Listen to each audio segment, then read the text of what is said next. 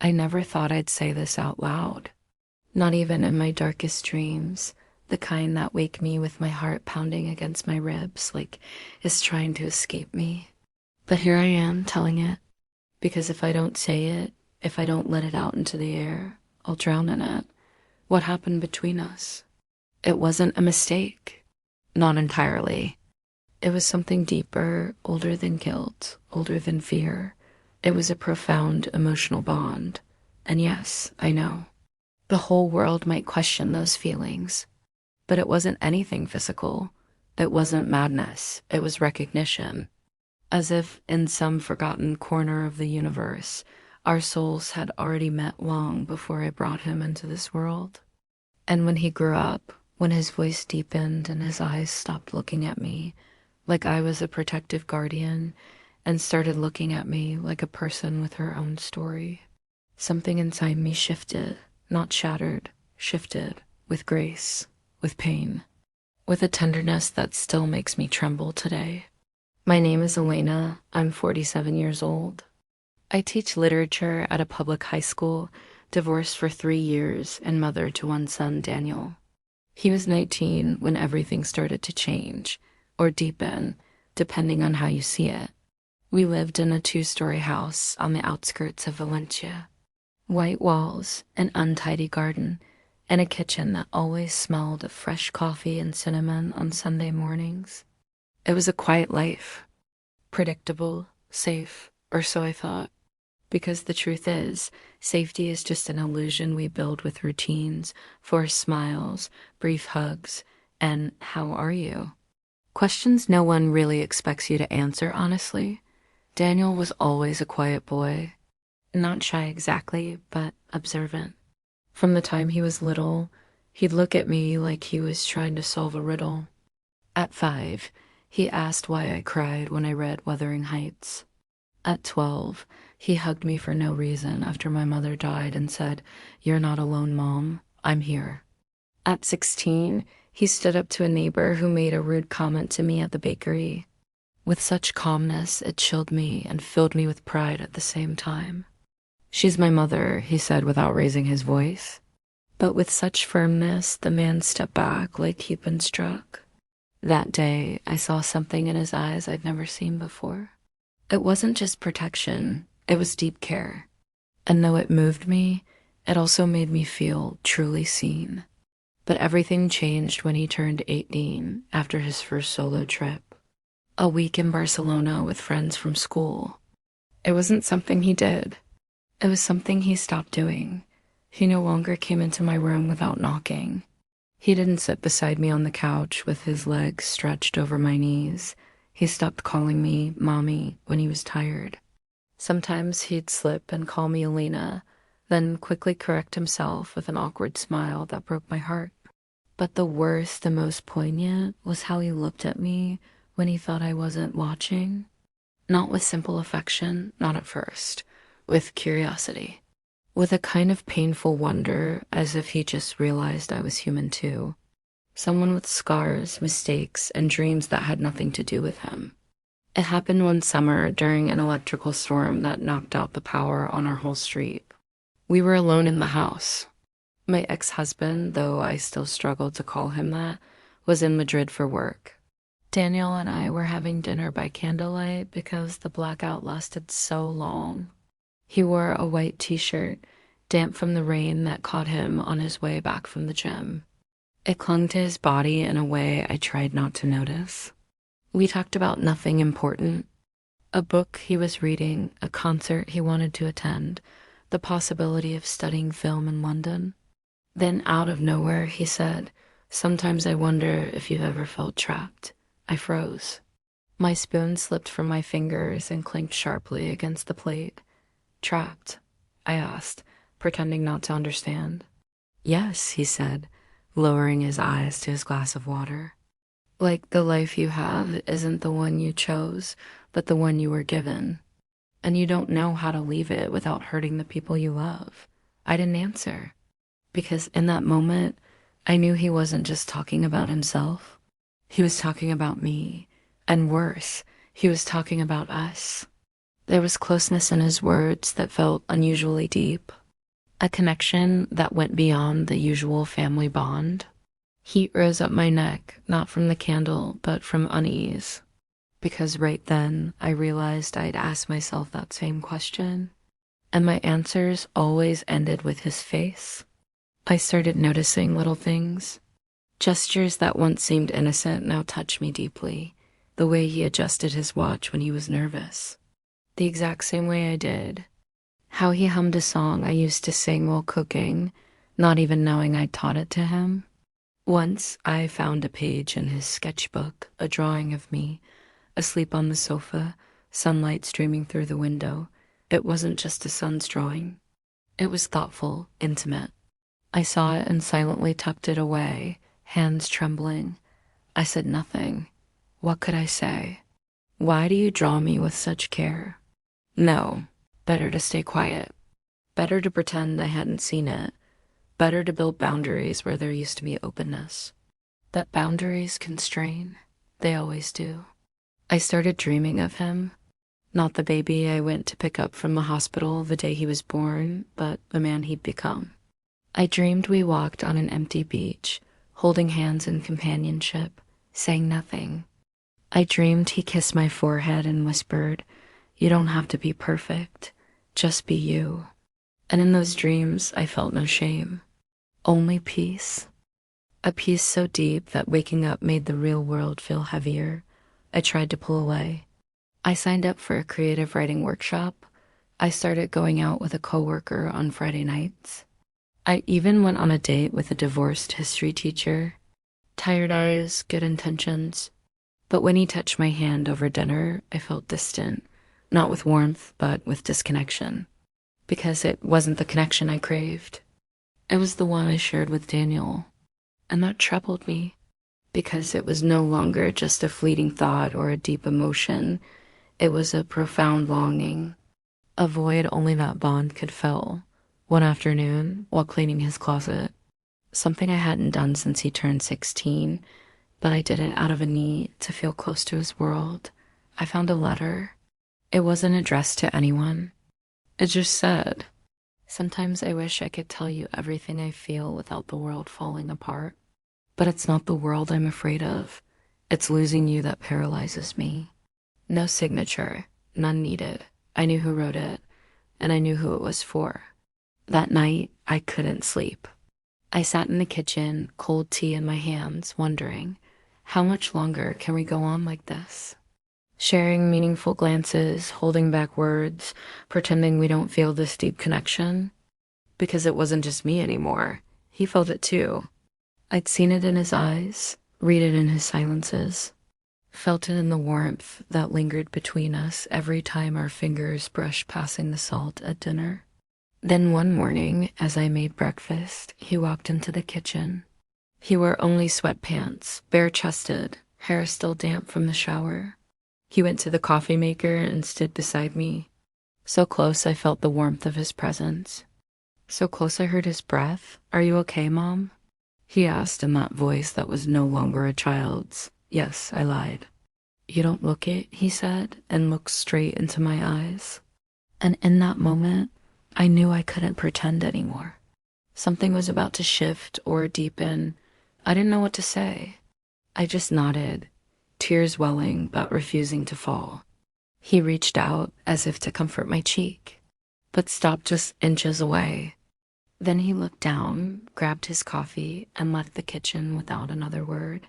But I wasn't the same, because in that restrained gesture, in that hand that didn't quite touch me, I felt more care than I'd ever known in my life. And that was the beginning of greater closeness. The weeks that followed were like walking on uncertain ground with your eyes open. Every step was meaningful. Every word, a possible deeper sharing. Every glance, affection expressed quietly. We still lived under the same roof, shared the same routines, but something had deepened in the air between us, and though neither of us named it fully, we both knew we could never go back. He started going out more, said he had rehearsals with friends, making a short film. I nodded, pretending not to care, while my heart clenched with every door that closed behind him. But the worst part wasn't his absence, it was his return. Because when he came back, it was like he carried a thoughtful intensity with him. He moved with contained emotion, as if wrestling with something inside. Sometimes we'd meet in the hallway and our bodies would stop at the same time, as if the space between us had thickened, full of unspoken understanding. And in those moments, time stood still. The whole world held its breath, waiting to see if we'd acknowledge it. One night, watching an old movie in the living room, Casablanca, his favorite, one we used to watch when he was little, he sat closer than usual, not obviously close, but enough that I felt the warmth of his arm against mine. The movie played on, but I stopped hearing the dialogue. All I heard was my own heartbeat, fast, strong. At one point, Rick says, "We'll always have Paris." And Daniel, without looking at me, whispered, "We'll always have this." I didn't know if he was speaking to me or to himself, but his words touched my heart deeply.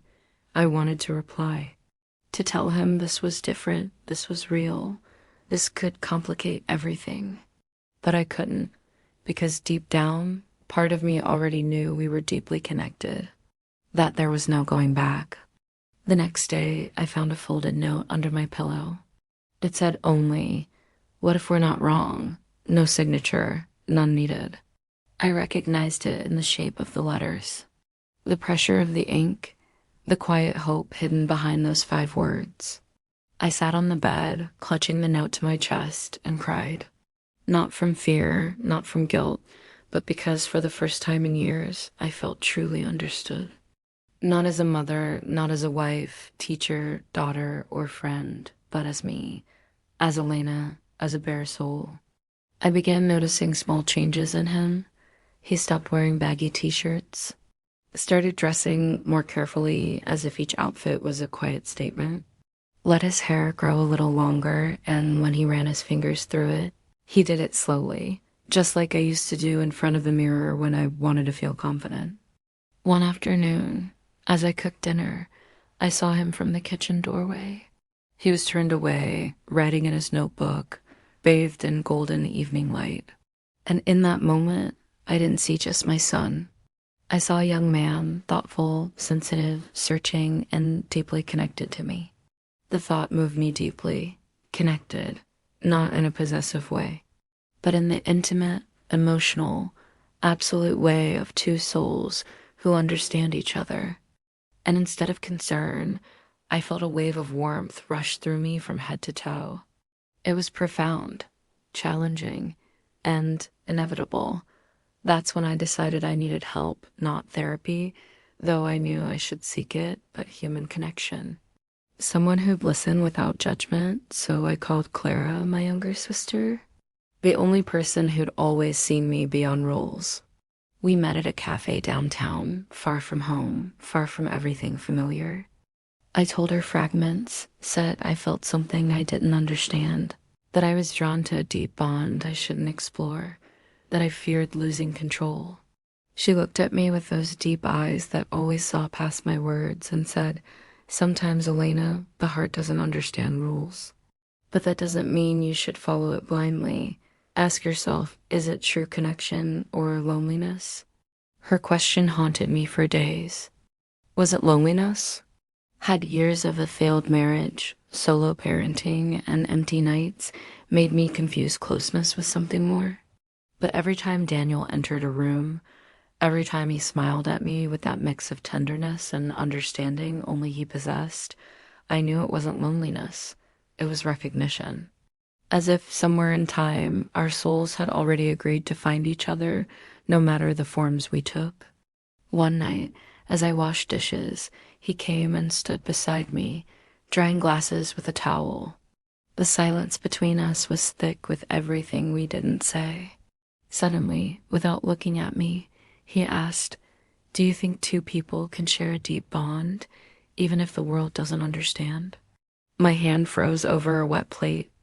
"It depends," I answered, voice barely audible. "What kind of bond are you talking about?"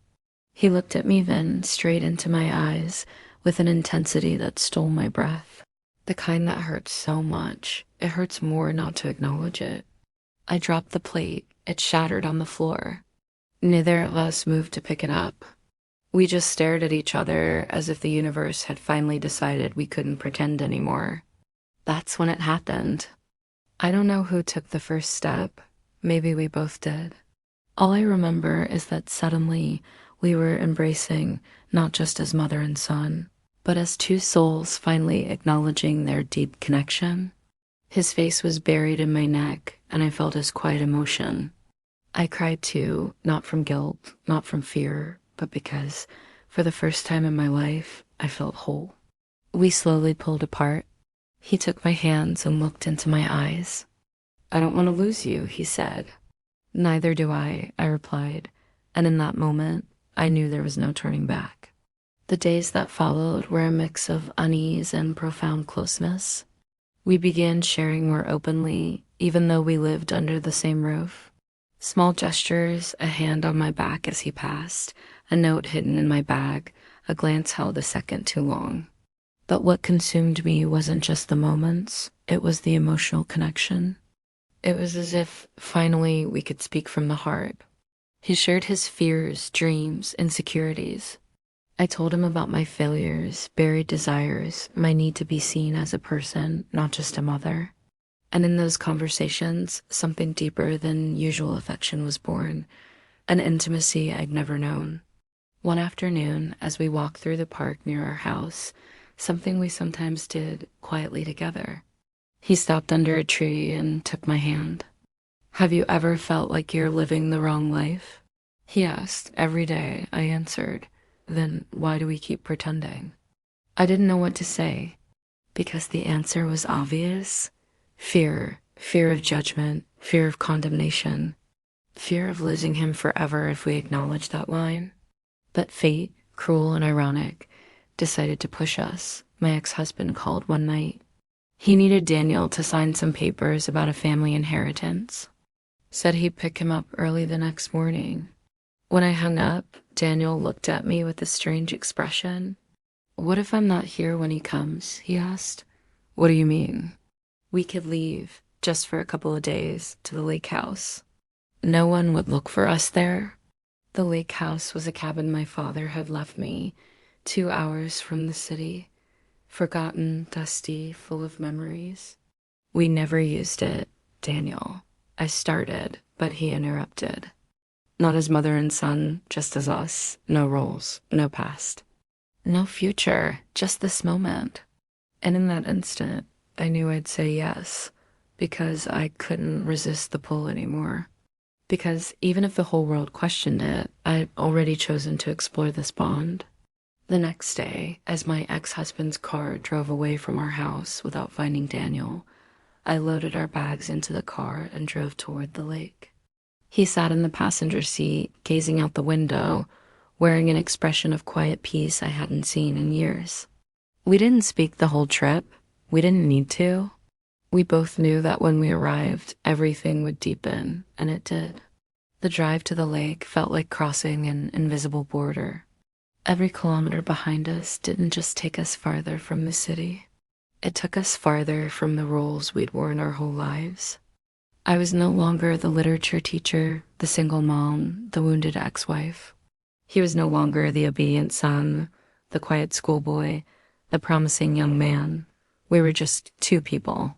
Two souls who, for reasons neither society nor convention could explain, had found a profound connection in each other. And yet it felt so meaningful. The cabin was exactly as I remembered. Small, weathered wood, a creaky porch, a fireplace full of cold ashes. The air smelled of pine, wet earth, and silence.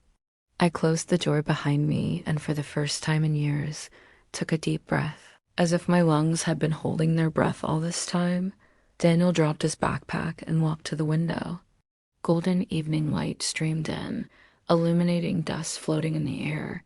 "It's like time stopped here," he said without turning. "Or like it never existed," I replied. We stood in silence for a long while. No rush. No expectations. Just the certainty that finally we could be honest. He took the first real step, turned, walked to me, and slowly, so slowly, it moved my heart, took my hands. I don't want this to be a mistake, he said, voice trembling. I want it to be whatever we need it to be. And if the world says it's wrong, let the world keep its rules, he interrupted. I just want to be with you. It wasn't rushed. It wasn't desperate. It was something deeper, something meaningful. His lips brushed my forehead with such pure tenderness. I felt my heart open like a flower after an eternal drought. I cried. So did he. We held each other as if we'd vanish if we let go, and in that embrace there was no shame, no guilt, only profound connection. A connection that asked for no permission, needed no justification, but simply was. We spent the next few days in a bubble of suspended time. We cooked together, read in bed, wandered forest trails with no destination. We talked about everything and nothing. Poetry, film, dreams we'd buried. He told me he'd always felt out of place in the world, like a stranger in his own skin since childhood. I confessed that after the divorce, I'd thought about disappearing, not dying, just ceasing to exist for others. But I never did, because he needed me.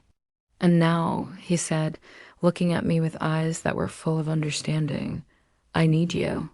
Not as a mother, as you. One night, as rain gently tapped the cabin roof, we shared a moment of deep emotional closeness. It wasn't fast. It wasn't desperate. It was slow, careful, reverent, as if every touch was a promise, every sigh a quiet acknowledgement. And in that moment, when our souls felt truly connected, I felt something I'd never felt before. Peace, a peace so absolute that for an instant I believed everything was understood. But the world doesn't always understand. It only watches. We returned to the city 3 days later, hearts full, souls calm, believing we could slip back into our lives as if nothing had deepened. But the world hadn't waited. My ex-husband had called repeatedly. Neighbors noticed the empty house. And worst of all, Daniel had left his phone charging in his room. We didn't find out until the third night back. We were eating dinner in silence, sharing a knowing glance across the table when the doorbell rang. It was my ex-husband. He didn't knock. Just walked in with his key. He still had it as if nothing had happened. But his eyes said everything. Where were you? He asked, voice so cold it froze my blood. We went to the lake house, I replied, trying to sound normal. We needed to get away. Get away. He repeated, eyes locking onto Daniel. Or hide. Daniel looked down. I felt the floor vanish beneath me. I don't know what you mean, I said, though I knew exactly what he meant. Your son wasn't answering his phone. So I came to look for him. Then I found something interesting. My heart stopped. What did you find? A message. On his phone. From you. I said nothing. Couldn't, because in that moment I remembered. The night before we left, while he slept in the cabin, I'd written a message I never meant to send. But in a moment of weakness, I'd hit send without realizing. It said, I don't know if this is wrong or meaningful. I only know that with you, for the first time, I feel real. My ex-husband stepped closer. How long has this been going on? He asked, voice breaking. Neither of us answered. Answer me, he shouted, and the sound made Daniel flinch. It's not what you think, I said, though I knew it was close to what he thought, isn't it? Is it a game? An experiment? Or did you decide that after ruining our marriage, you'd confuse your own son too? His words hit me like punches. I wanted to defend myself, to say it wasn't planned, that deep bonds don't always follow expected paths. But I couldn't, because deep down, part of me knew he had a point. I was the mother. I should have been the boundary. The one who said no. The one who protected, not the one who explored. Daniel stood up. Don't blame her, he said, in a voice I'd never heard before. This isn't her fault. But mine too. You're just a kid. My ex-husband yelled, "She's your mother. I'm not a kid anymore." Daniel shot back, and in his eyes I saw a fury that frightened me. "And you were never a real father. Just a man who left and let her raise me alone." The silence that followed was louder than the shouting. My ex-husband looked at us, really looked at us for the first time. Then, without another word, he turned and walked out. But before closing the door, he said something that still echoes in my ears every night. "Stay away from normal life if this is what you choose, because society won't accept it." We were left alone, paralyzed. The world we'd built in those 3 days crumbled in minutes. Daniel pulled me into a tight hug. "It doesn't matter," he whispered.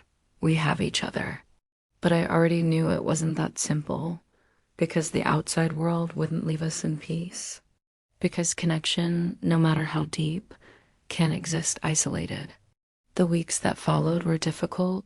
We changed phone numbers, stopped going out together, avoided eye contact in public, but the damage was done. My ex-husband told his brothers, they told friends, rumors spread. At school, glances grew uncomfortable. A colleague asked with fake concern if everything was okay at home. I knew she wasn't asking about the water bill. Daniel tried to protect me, said it didn't matter what people said, only we mattered. But I saw him struggling inside, saw the doubt creeping in. One night, as we walked by the river, the only place we could still be together unseen, he said something that shattered me.